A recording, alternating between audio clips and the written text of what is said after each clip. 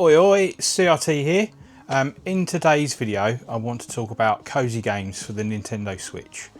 Now I enjoy a deep thrilling RPG and a face burning FPS as much as the next person, but sometimes I just want to chill out. I just want to play a game where I don't need to engage my mind as much as I normally do. Just want to switch off after a hard day's work. So here are my 6 titles that I would recommend if you want that type of game. If you like the video and like this sort of content, I really appreciate a like and subscribe. But yeah, let's get into it. So the first title I want to talk about is called Loop Hero. Now this is, as the game suggests, you're on a loop. So the graphics are quite simplistic. You're plopped onto a map, and basically you have to work your way around the map, and as you engage enemies, which are auto attacked, you don't need to do anything, you generate cards and equipment. The equipment make you stronger, more powerful, take less damage, and then the cards are put onto the map, and it's a grid-based map. And for instance, if you put a wood down, you get extra health. If you put a village down, as the loop goes, as you walk through the village, you get more health. And essentially the idea is to populate this map with as many things as possible to make you as strong as possible. So as you go around, you get stronger and stronger and stronger. There are different classes to play as and different scenarios. Yeah, considering the graphics are quite simplistic, I really enjoy this title, and it's really very cheap as well, which is another thing that most of these titles are really good for. Yeah, I had a quick play of this before shooting this video, and I almost got sucked into this. So yeah, Loop Hero. Please give it a go. You won't disappoint that one.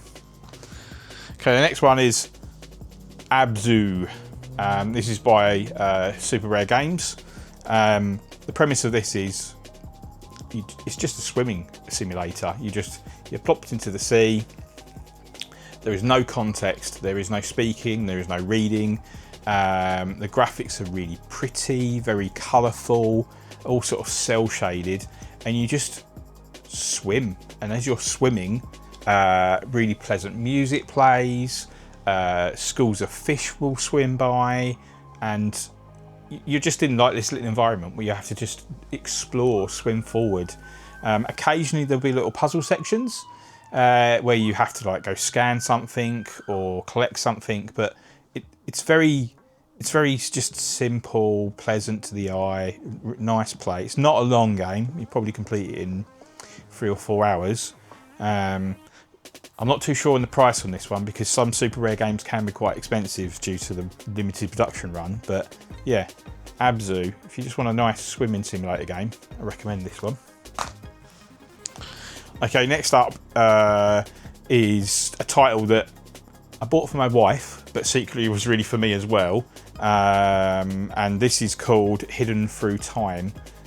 Now, if you've ever played a Where's Wally game, or for my American friends, Where's Waldo, this is what it is. It's essentially a big old map with lots of things to find. So at the bottom of the corner, it'll tell you go find a fish, an axe, an arrow, and then you just need to look around the map and find it.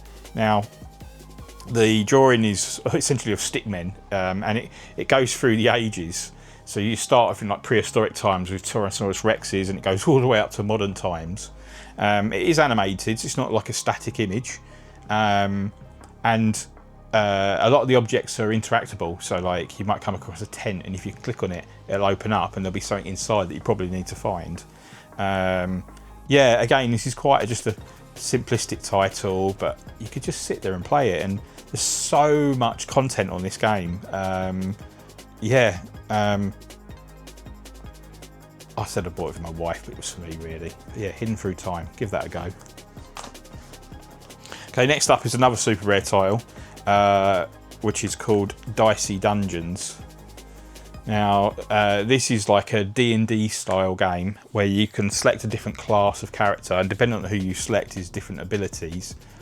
And then the idea is you have to get through 6 levels as you go through, and as you progress through the map, you can either attack an enemy, pick up a health, go to a shop, and The combat is dice. So your initial sword will be add your dice roll +2, and that's the damage you do to the enemy. And it might be even rolls will give you a shield which stops you taking damage. Odd rolls will do damage. And the idea is that you get different modifiers and different equipment that makes you more powerful. And the idea is, as you progress through, you level up, collect money, collect different gear, and by the end of the 6th level, you basically face off on the boss. There are six levels to each of the unlockable characters, and there are 6 characters. So there's quite a lot of content here.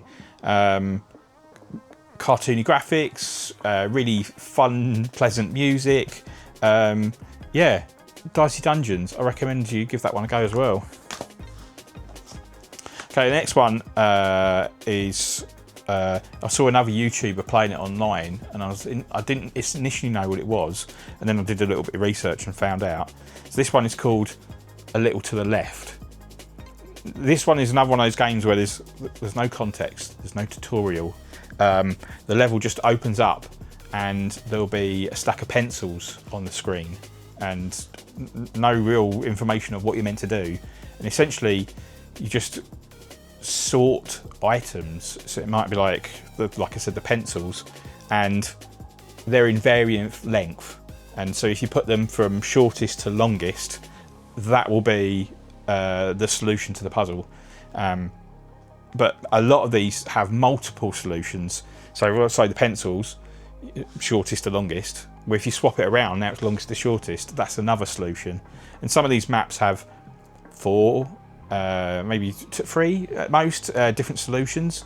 And the idea is that you don't need to find them all, but you need to find one. Like one of them is, it's a kitchen drawer, and you just need to sort the items into the exact place. So like batteries here, spoons and forks there, the weird paperclip in this bit, and it's very soothing just putting stuff in the right place or figuring out what the puzzle is. Okay, the next one is a game called Unpacking. It's got quite a cool little sleeve that makes it look like a moving box. Again, this is another one of those titles where there's no premise, no reading, no explanation. Essentially, at the start of every level, a box will appear, and you open up the box, and something will come out of the box that you need to put in the room.